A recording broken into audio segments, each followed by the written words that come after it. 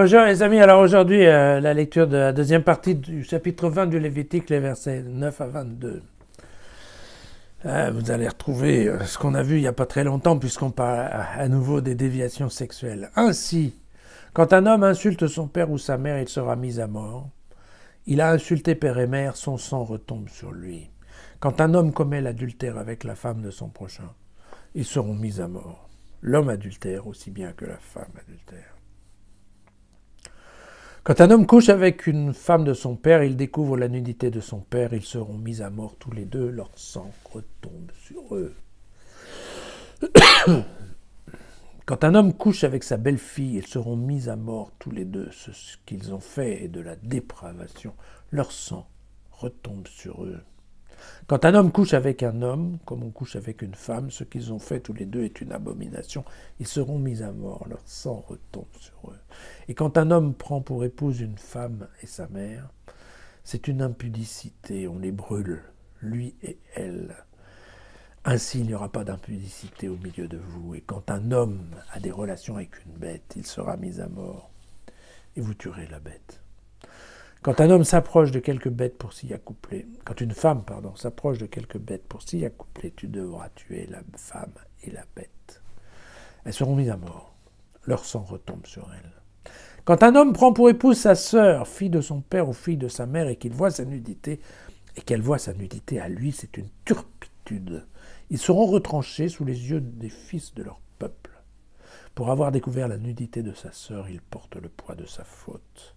Et quand un homme couche avec une femme qui a ses règles et qu'il découvre sa nudité, puisqu'il a mis à nu la source du sang qu'elle perd et qu'elle même a découvert cette source, alors ils seront tous les deux retranchés du sein de leur peuple.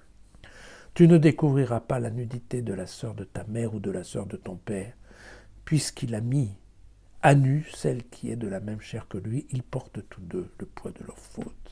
Et quand un homme couche avec sa tante, il découvre la nudité de son oncle. Ils portent tous deux le poids de leur péché. Ils mourront sans enfant. Et quand un homme prend pour épouse la femme de son frère, c'est une souillure. Il a découvert la nudité de son frère. Ils seront privés d'enfants. Bon, et donc vous avez bien compris qu'on retrouve à peu près la même liste des turpitudes sexuelles, des aberrations sexuelles qu'on avait au chapitre 18. Jusque-là, il y a les sanctions qui en découlent. Alors bon, à la part le premier, voilà, il y a, à part le premier truc qui a à voir en fait avec le père et la mère, hein, et le second, hein, qui sont l'adultère avec la femme de son prochain, en fait, bon, ça, c'est des mises à mort parce que ce sont des comportements qui mettent en cause la structure de la société, tout simplement. Bon, ensuite, on verra qu'il y a différents types d'insectes. Il y a les incestes, d'inceste et non pas d'insectes. D'inceste, il y a les incestes qui sont punis de mort, il y a les incestes frappés d'exclusion, et puis il y a les incestes frappés de stérilité. Et je vous rappellerai quand même dans le cas de double mariage de la mère et de la fille, on parle de bûcher. Et c'est aussi le cas, on parle de bûcher, on parle de prostitution, c'est le cas de Tamar. Je ne sais pas si vous vous souvenez, c'était en Genèse 38, où Tamar, qui a perdu tous ses maris, et puis qui étaient tous des frères en fait, et puis voilà, et Judas lui avait promis le frère le plus jeune, et puis en fait il l'avait renvoyé chez elle.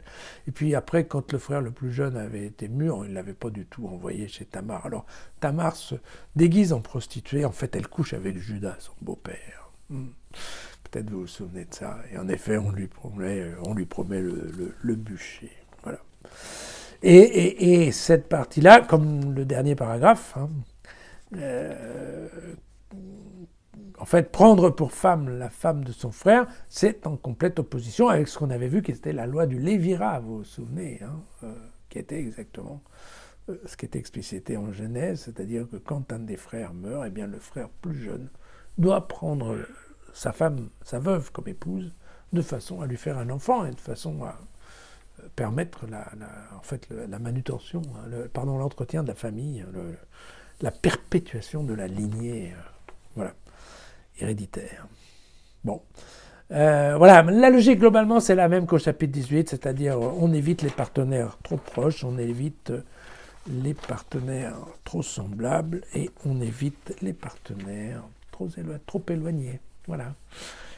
À demain, oui, demain c'est l'évangile.